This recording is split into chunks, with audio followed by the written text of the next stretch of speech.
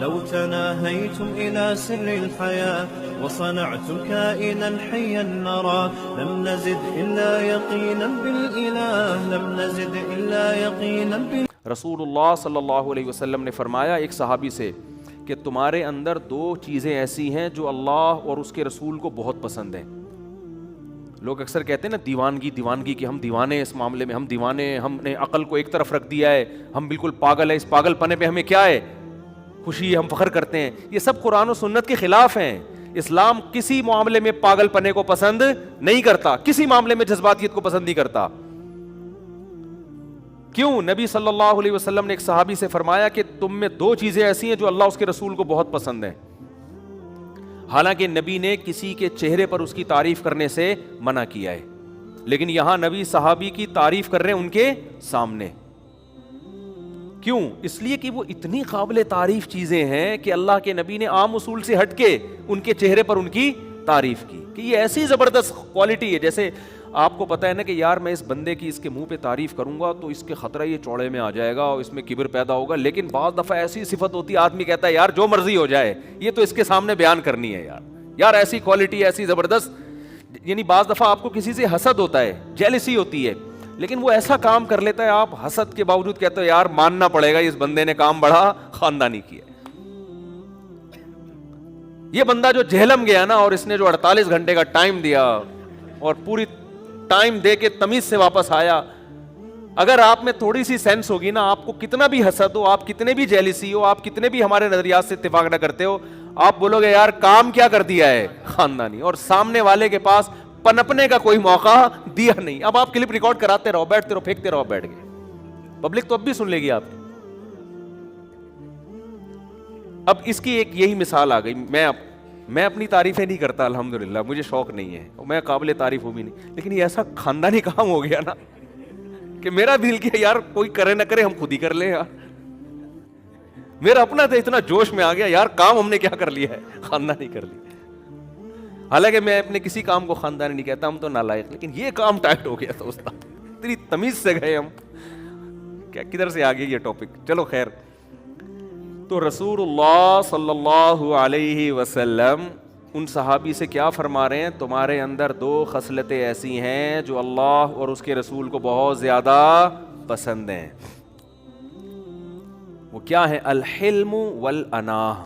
یہ سیکھنے کی چیز ہے, میرے بھی سیکھنے کی, آپ کے بھی. میرے اندر بھی یہ عیب ہے کہ یہ دو صفات ہمارے اندر بھی نہیں ہے, آپ کے بھی ہو سکتا ہے. یہ سیکھنے کی چیز ہے. فرمایا ایک حلم کہتے ہیں برداشت, ایک ہے الاناہ. اناہ کہتے ہیں جلد بازی کے اگینسٹ, یعنی جلد بازی نہ ہو, ہر چیز میں آپ میچور سنجیدہ ہو کے اس کے تمام پازیٹیو نیگیٹو پہلوؤں پہ غور کر کے فیصلہ کریں آپ. یہ جو ہے نا ایک دم کھوپڑی گھوم گئی میری, یہ جو آج کل ایک فیشن ہے, بھائی فلاں نے ایسی بات کی میری تو کھوپڑی گھوم گئی, میں تو کر, ابے بھائی تو کھوپڑی تیری جس کے سامنے گھومی ہے اگر اس کی تھوڑی سی گھوم گئی نا, تیری پوری 180 ڈگری پہ گھوم جائے اور اس کی صرف 1 ڈگری گھوم جائے, وہ اتنا پاورفل ہے کہ اس کا 1 ڈگری تیرے 180 ڈگری پہ بھاری ہوگا. تو کر کے کیا آیا ہے؟ ہمارے ایک جاننے والے نا بھری محفل میں اپنے باس کو یعنی فوش گالیاں دے کے آ گئے اور آ کے بتا رہے ہیں بھائی میں نے تو باس کو سنا دی. اس کے باس پاورفل آدمی تھا, اس نے کیس کر کے اندر کرا دیا. اب جیل کے اندر جا رہے ہیں, یار کیا ہو گیا یار, بڑی ٹینشن. اس کے بعد جا کے اس کے ہاتھ پاؤں جوڑے, اس کے پاؤں کے سر معاف کر دو, اس نے معاف کر کے بری کر دیا.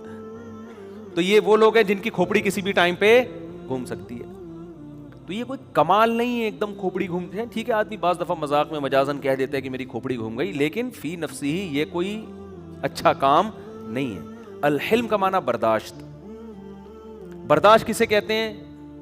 کہ جیسے ہی کوئی بات آئی فوراً ری ایکشن نہیں ہونا چاہیے, سوچو, برداشت کرو, غصے پہ کنٹرول کرو, جب ٹھنڈا ہو جاؤں گا اس وقت بیٹھ کے فیصلہ کروں گا. اور انات کا مطلب فیصلے میں جلد بازی نہیں.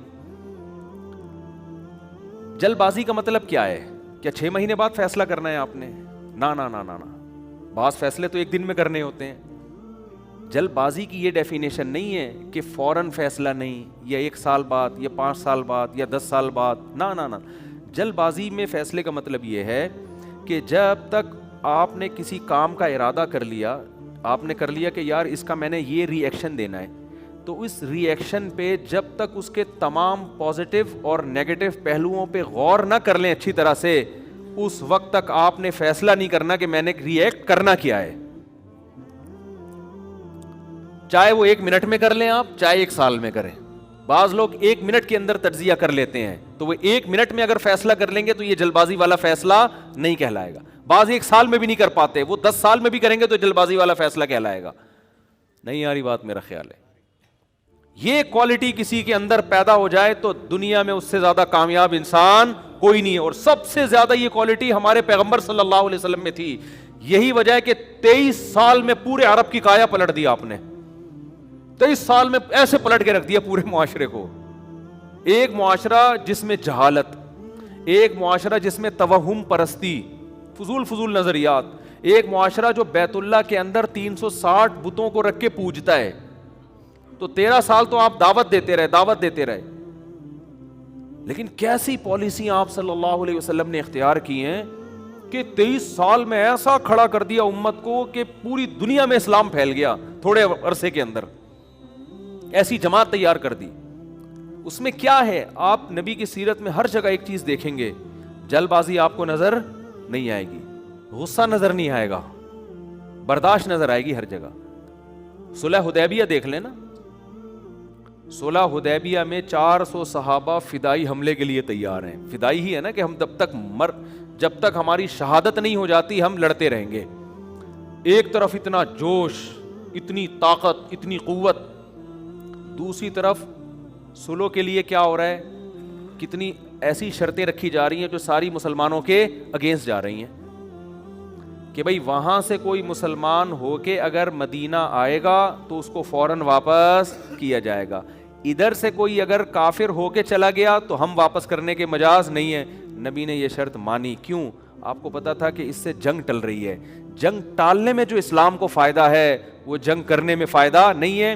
یہ 1400 صحابہ موت پر بیعت تو لے چکے ہیں, لیکن اگر ان کو شہید ہی کروانا ہے تو میرا تو سارا سرمایہ, یہ تو لڑ کے شہید ہو جائیں گے.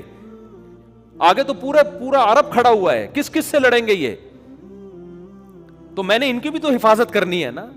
آپ کے ماتحت لوگ اگر جان دینے کے لیے حاضر ہیں تو یہ ان کی خوبی ہے. لیڈر کی خوبی ہے کہ ان کی جان کو بچائے. وہ اس کی خوبی یہ نہیں کہ ٹھیک ہے جی چلو بسم اللہ کرو, اللہ مدد کرے گا. اللہ مدد کرے گا جب آپ زمینی قوائف پورے کریں گے, پھر مدد کرے گا. نوح علیہ الصلوۃ والسلام 40 لوگ ایمان لائے تھے, پوری دنیا ایک طرف تھی.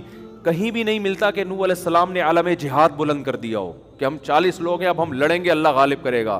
کیونکہ اسباب کی دنیا میں 40 آدمی 40 لاکھ سے یا 40,000 سے لڑ نہیں سکتے. گراؤنڈ ریئلٹی کو دیکھ کر فیصلہ کیا جائے گا. آپ کہہ سکتے ہیں بدر میں بھی تو 313,000 پہ غالب آ گئے. تو بدر کی لڑائی اتفاقاً ہوئی ہے, رسول اللہ صلی اللہ علیہ وسلم کے ارادے سے نہیں ہوئی ہے. ارادے سے اسلام میں جو سب سے پہلی لڑائی ہوئی ہے نا وہ فتح مکہ ہے. اس میں نبی نے پہل کی ہے. 10,000 کا لشکر تھا جس کو مکہ پہ لے جا کے آپ نے حملہ کیا. اس سے پہلے کوئی لڑائی نبی نے خود پہل نہیں کی ہے, ہمیشہ ان کی طرف سے پہل ہوتی تھی. آپ ڈیفینس کرتے تھے اپنا, تو ڈیفینس تو بہرحال کرنا ہے نا, تھوڑے ہوں یا زیادہ ہوں. لیکن جہاں فتح مکہ سے پہلے آپ کو لڑائی کا موقع مل رہا ہے نا حملہ کرنے کا, وہاں آپ جنگ کو ٹال رہے ہیں. کہ پہلے اپنے آپ کو تو سیف کرو. آج کیا دینداروں میں یہ خوبی نظر آتی ہے؟ مار دو, پھوڑ دو, توڑ دو. کبھی چیف کے خلاف تقریریں, کبھی فوج کے خلاف, کبھی ایجنسیوں کے خلاف, کبھی حکمرانوں کے خلاف. اس سے عوام بڑی خوش ہوتی ہے. بھائی حکومت کا پٹھو نہیں ہے, ڈنکے کی چوٹ پہ وزیر اعظم کے خلاف بولتا ہے, ڈنکے کی چوٹ پہ فوج کے خلاف بولتا ہے, ڈنکے کی چوٹ پہ جج کے خلاف بولتا ہے. بول کے آؤٹ پٹ کیا ہے اس کا, نتیجہ کیا نکلا؟ کیا جج صحیح ہو گیا؟ کیا اس نے صحیح فیصلہ سنا دیا؟ آؤٹ پٹ کچھ بھی نہیں ہے سوائے نعرے بازی اور ہلڑ بازی کے. ہوا و حرص والا دل بدل دے, میرا غفلت میں ڈوبا دل بدل دے.